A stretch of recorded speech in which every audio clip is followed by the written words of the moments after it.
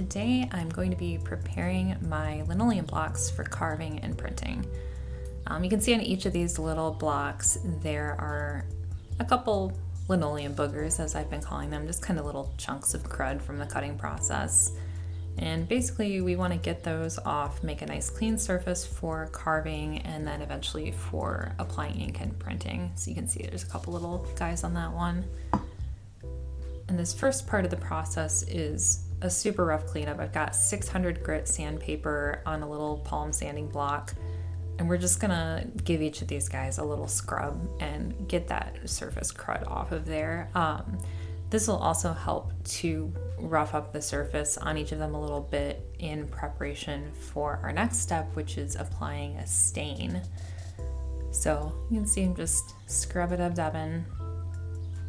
This doesn't have to be anything too fancy. We're really just trying to get those big chunks off.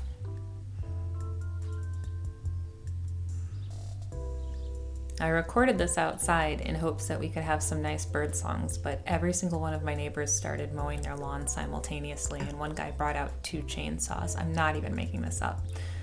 So we get a little background music and voiceover for today's process vid. All right, now that sanding is done, we're gonna wet a shop rag and just wipe off the dust. Since it's a little bit of a coarser dust here, we'll just get it right off with the wet rag.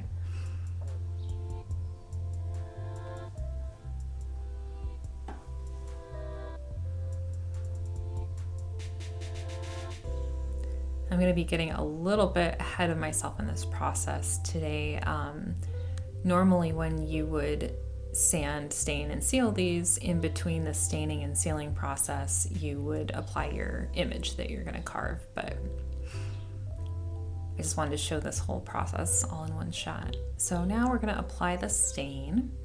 Now the purpose of the stain is to create some contrast when you're carving the block. So you see it's that gray, and if you kind of cut away at it, it'll just be the same color, only, lowered down where you've cut out your image. So in this case, I'm hoping to get kind of a nice dark coverage so that when you cut away, it's a light gray underneath and you have that good contrast between what you've already worked on your block and what you haven't worked yet. So I'm just using like cheap acrylic paints from Michael's for this. And as you can see, I'm sort of playing it fast and loose with how much water I have in my palette. We'll come to see I might have overdone it with the water a little bit. So next time I might try just diluting them just the tiniest little bit rather than all out like I did here. But, I'm a beginner, so kind of learning as I go, and hopefully you can learn a little something with me. So we're going to start with this nice magenta. I'm really hoping this one works out because I love a good hot pink. So we're just going to wipe that on with the shop rag. Not the same one we got the crud off with, of course. Just rub it in. Try to get a little bit more concentrated paint. The first layer was just water. So really just try to get it in there. Like I said, we've roughed up the surface with that 600 grit sandpaper, so hopefully some of this pigment will settle in the grooves. I'm gonna try 2 of the blocks in this color and see how it goes. Not loving it so far. It looks pretty diluted. I mean, I think it'll do the job, but it's not super dark like I was hoping. All right, so let's try a blue. I picked only my favorite colors here because I want to be enjoying what I'm looking at as I'm carving. Some people will use black, which I think is kind of interesting because I feel like that'd be a little harder to see your image on it, but if it works, it works. All right, so really just getting that pigment in there. That seems to be going on a little darker, which is nice. Do another one of those in the blue.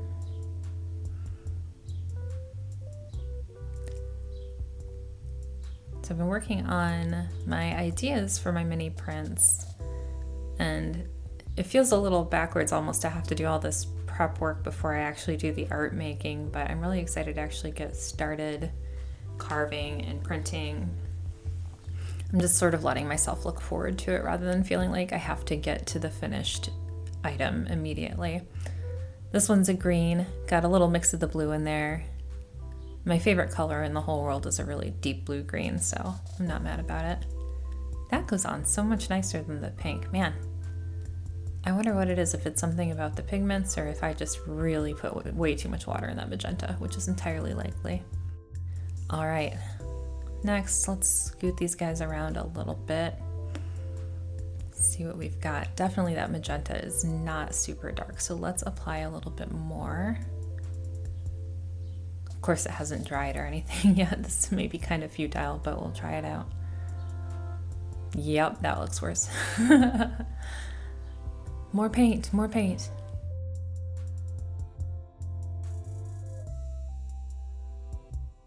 So part of why I wanted to do this video is because when I was researching the prep process for Linocut printing, I saw like 2 mentions of people sealing their blocks with polyacrylic or another kind of lacquer, but I couldn't find it, you know, just in general knowledge like tutorials on printmaking. I did not find this step at all about the sealing.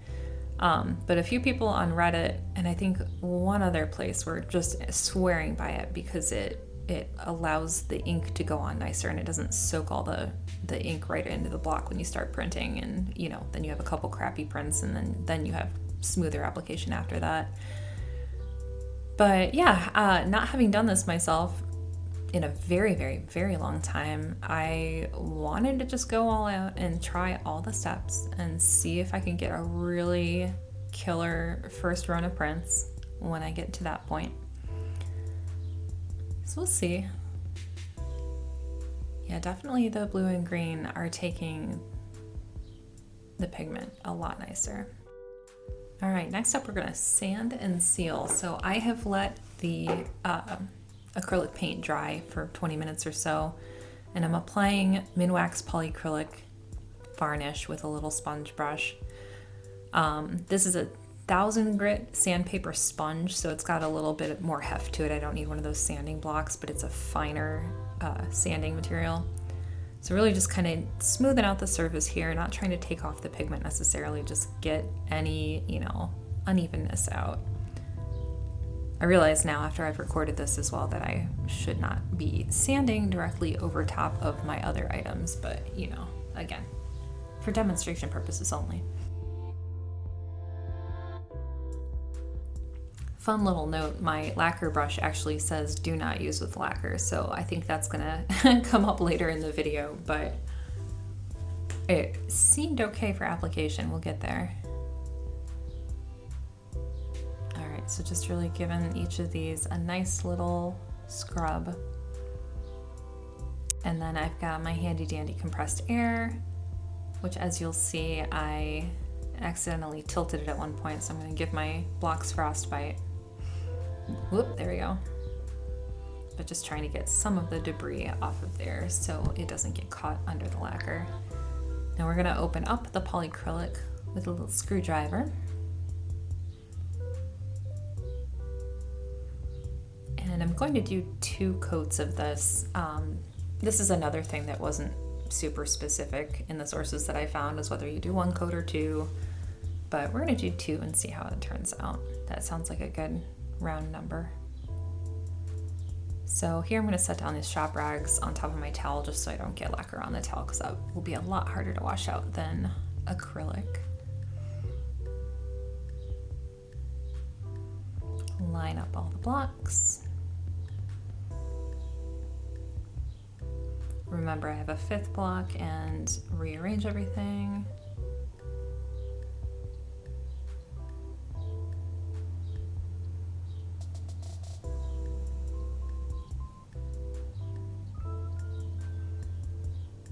So again, kind of flying blind here. I am wondering if a brush would work better, just like a brush that's meant for stains and lacquers. Because as you'll see, when I'm applying this, I'm getting some little bubbles. It's not evident on every single one of them, but they're tiny, tiny little bubbles, and they are plentiful. And obviously, if our goal here is to reduce texture so that we get a nice smooth print, bubbles are not exactly what we want. It is a fairly warm day. This one was especially bubbly. It's a fairly warm day where I'm working in my backyard. And, you know, if you're familiar with how nail polish works, when you get a warm day and nail polish together, you get some bubbles. So I'm wondering if that had to do with it a little bit, but I think mostly it was probably the spongy texture of my sponge brush. So next we're gonna do our second coat. I let this dry for 35 minutes in between. So it has a nice, you know, smooth finish to it. It's not tacky at all. Because obviously we wouldn't want to just like smudge around tacky lacquer. That would make a big mess.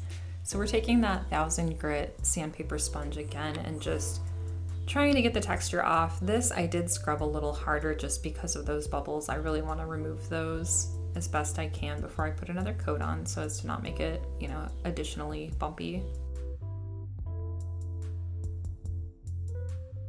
So it seems like the pigment is staying put from the stain, which is good. Because that's kind of the most important part, is just having that there as a guide for when I'm actually carving. I also want to look into mounting my blocks eventually, probably just with some cheap, you know, bits of wood that I have cut down. But we'll get there. Right now it's good unmounted. Like, I want to be prepared, but I don't want to be over prepared. I know that's a tendency that I have that now I'm finding out is a factor in my ADHD. But yeah, just really working to get that texture off where I see it. Got my compressed air again. Try to get all that dust I just created off the blocks so we don't lock it in there.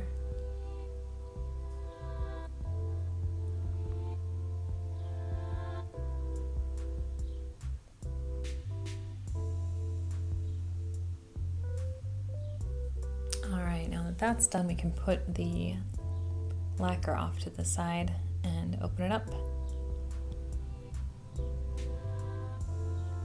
And with our little terrible sponge brush again, just get a little bit. We're really not putting too much on there.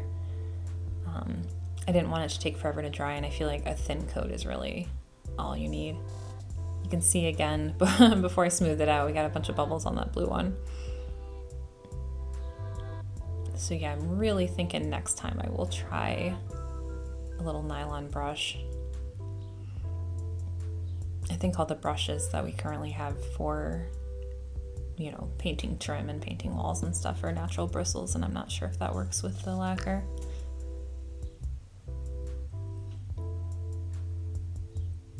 So really, again, just doing the lightest of coats on this. Trying to work out some of those bubbles, and in some cases it's making it worse, like right here. Hello.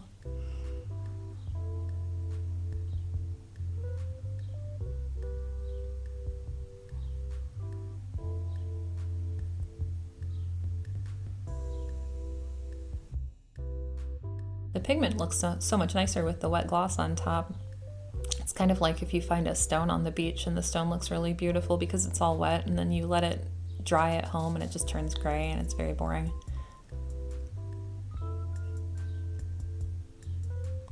Look at all those bubbles, my goodness. Come on now. All right, so we're gonna let these dry for another 35 minutes. Shut up that lacquer. And then our last step is to do a final sand. Again, to try to remove the texture and remove any bubbles. You can see you've got a pretty smooth surface here. It doesn't look too bad. This one you can see the bubbles. So again, with the 1000 grit sandpaper sponge, this time I'm really getting in there, because at this point I want it as smooth as possible so I have a nice inking surface once my once my image is carved in. So that one looks pretty good. I feel like we got most of the texture off of that. Getting into the edges and stuff too. Really, time's gonna tell with these. I'm gonna have to see what it's like inking them up and running a print. So our true answer will come down the line, I think, as to whether this was worth it or not. I didn't mind spending the time though. It felt, you know,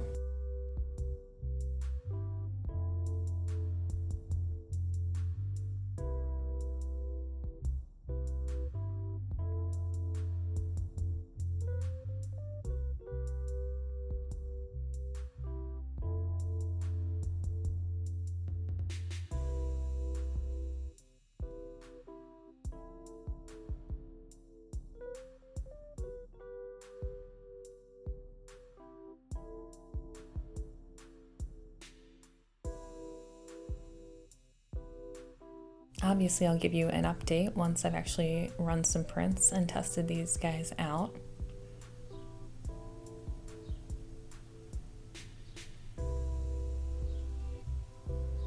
But yeah, the surface overall feels nice, feels smooth. It has a nice sheen to it. I think it's gonna help keep the ink from soaking in too much, and it'll be a pleasant surface to work with at least, which is something in and of itself. So yeah, all set. Gonna line all our little buddies up and voila, there you have it. Gonna wipe them down with just a little bit of water, again, just to get all that fine dust off. We don't want residual dust on everything when we've dusted or made shellac dust and we're carving it up and everything. We don't want that. We want to be safe.